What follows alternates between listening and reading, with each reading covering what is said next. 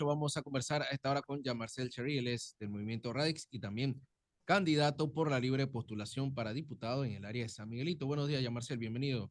Buenos días, Enrique, gracias. ¿Qué tan efectiva fue ayer esa protesta? ¿Qué buscaban ustedes ayer ante la Corte Suprema de Justicia cuando se reúnen en las escalinatas? Y entiendo que estaban buscando oponerse a la solicitud del que se permita el matrimonio entre personas del mismo sexo. Sí, la protesta o la manifestación, mejor dicho, de ayer fue muy exitosa. Se congregaron cientos de personas allí frente a la Corte Suprema de Justicia y el propósito lo logramos, que fue exponer ante las personas que asistieron las razones por las cuales consideramos que en Panamá solamente debe estar el matrimonio entre un hombre y una mujer. Le hicimos una nota a la Corte Suprema de Justicia que fue entregada, donde explicamos los argumentos jurídicos, científicos, socioculturales que nos dan la razón en el sentido de que en Panamá solamente debe reconocerse el matrimonio entre personas de diferentes sexos. Yo aprovecho, Enrique, para explicarle a la audiencia, porque también hacemos docencia y aprovechamos estos espacios para hacer docencia, para explicarle a la audiencia que el matrimonio entre personas del mismo sexo no es una figura independiente o aislada de otras políticas públicas del activismo LGBT. Te pongo el caso de Costa Rica, por ejemplo.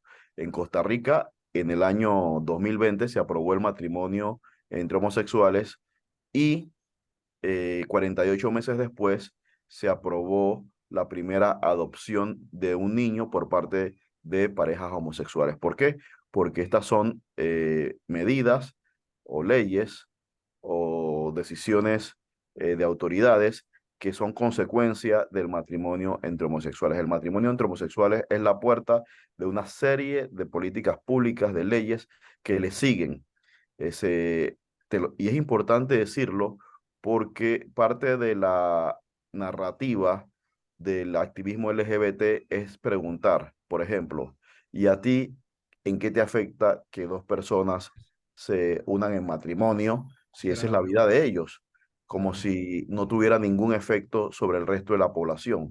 Y yo aprovecho para explicarle que sí tiene un efecto sobre el resto de la población, en el sentido de que esto permitiría adopciones de niños por parte de parejas homosexuales. Y después de esto, cuando ya el colectivo LGBT dice, bueno, ya hay familias compuestas por dos papás o dos mamás y sus hijos, entonces tenemos que pedirle a las autoridades de educación que estas familias diversas que ya son legales tienen que enseñarse en el currículum de escuelas públicas y privadas, y comienzan a explicar y a adoctrinar a nuestros hijos sobre que hay diversidad, todo el lenguaje que ellos utilizan, ¿no? Al punto de que en los países donde esto está ocurriendo, ya prácticamente están empujando a los muchachos a usar falda, y todo esto está documentado. Yo le puedo compartir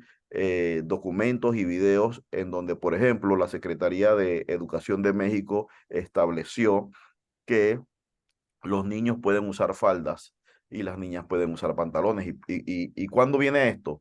Esto viene después de un borbandeo de ideología de género que cesa a los niños para que ellos exploren para ver si les gusta otro niño, por ejemplo. Entonces son medidas. ¿Cómo llegamos hasta allá?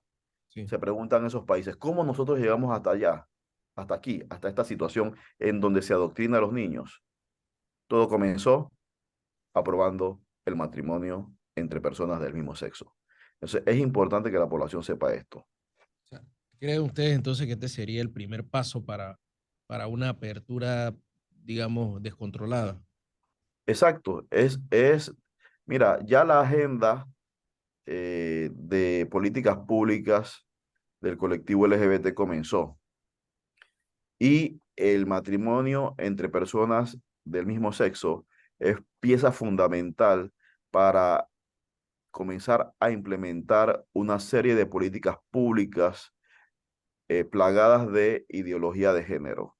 Te puedo decir que después que sigue, después de las adopciones y después de el adoctrinamiento en escuelas, después sigue eh, quitarle patria potestad a los padres, porque si en la escuela te están bombardeando, diciéndote que tú puedes explorar tu sexualidad, verifica bien para ver si te gustan los niños, a los niños. Hemos visto que ponen a niños con niños besándose y a niñas con niñas besándose para que exploren, para ver si les gustan las personas del mismo sexo.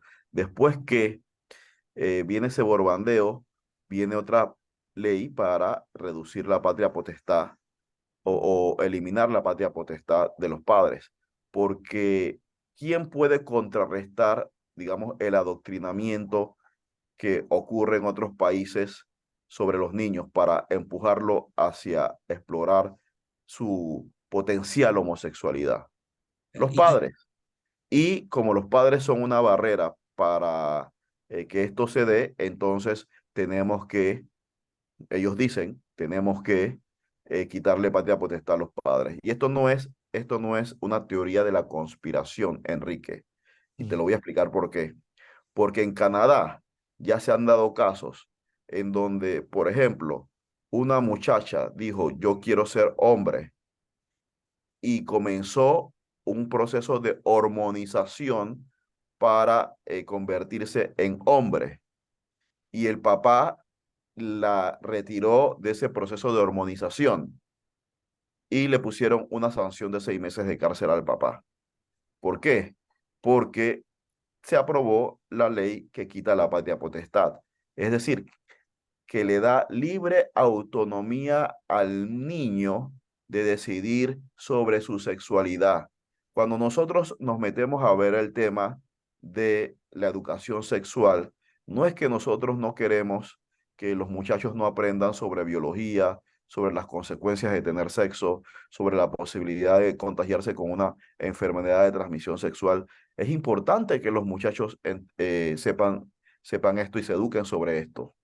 El tema con esto es que esas eh, clases de educación sexual y que ellos le llaman educación sexual integral van acompañadas de promoción de la homosexualidad. ¿Y qué ocurre? Después, ellos dicen, oye, pero si tú te sientes mujer, le dicen a un niño, si tú te sientes mujer, puedes optar por un proceso de hormonización y comienzan a empujar a los niños hacia la transición para que se conviertan en mujer. Esto está pasando. Y los padres no pueden interferir porque se aprobó otra ley para que los padres perdieran patria potestad. Entonces, ¿cuál es el mensaje? El mensaje que dimos ayer es que el matrimonio entre homosexuales es parte de un combo de políticas públicas, de leyes que nosotros no queremos en Panamá. Y cuando nosotros le abrimos la puerta como Estado al matrimonio entre homosexuales, va a ser muy difícil después cerrarlas porque vienen con toda su fuerza estas leyes o estas políticas públicas. para finalizar, ¿debe la Corte emitir un pronunciamiento o está claro la Constitución en cuanto a ese tema del matrimonio entre personas o cómo debe ser el matrimonio? Hubo una demanda o varias demandas contra el artículo 26 del Código de la Familia y el artículo, si no mal recuerdo, 51 del Código de Derecho Internacional Privado que dice literalmente el matrimonio solamente es entre hombre y mujer. ¿Qué pasa con la demanda y lo que debe hacer la Corte? La Constitución Política de la República de Panamá ya establece que el matrimonio es entre hombre y mujer. Ellos, es decir, el activismo LGBT se está aprovechando de que no hay un solo artículo, sino que hay varios artículos que tratan sobre la familia, sobre el matrimonio, y ellos están diciendo, mira, el artículo 57 que habla sobre el matrimonio, el artículo 57 de la Constitución, que habla sobre el matrimonio, no se refiere al sexo de los cónyuges. Y por eso el sexo de los cónyuges puede ser cualquiera. Por lo tanto, las leyes que dicen que es solamente entre hombre y mujer son inconstitucionales. Esa es una mentira, ese es un fraude que están tratando de impulsar. ¿Por qué? Porque el artículo 58, y yo te invito a buscarlo y a leerlo, Enrique, el artículo 58 de la Constitución Política de la República de Panamá dice que las uniones de hecho para convertirse en matrimonio, es decir, después de 5 años, tienen que ser entre personas de sexos opuestos, es decir, entre un hombre y una mujer.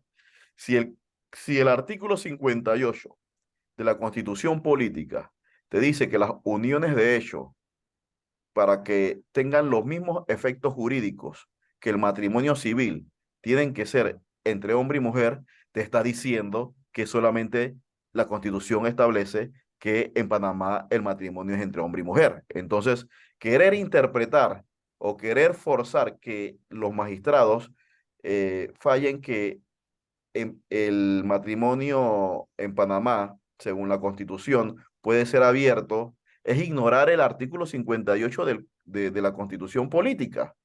Y Ok. eso es lo que nosotros le hemos explicado a los magistrados en las notas que hemos entregado. Ok. Oiga, muchas gracias a Yamarcel Cherry por compartir con nosotros esta posición, ¿no? Y ampliarnos un poco lo que ocurrió en la protesta o la manifestación el día de ayer en la Corte Suprema de Justicia. Que tenga buenos días. Muchas gracias. Saludos.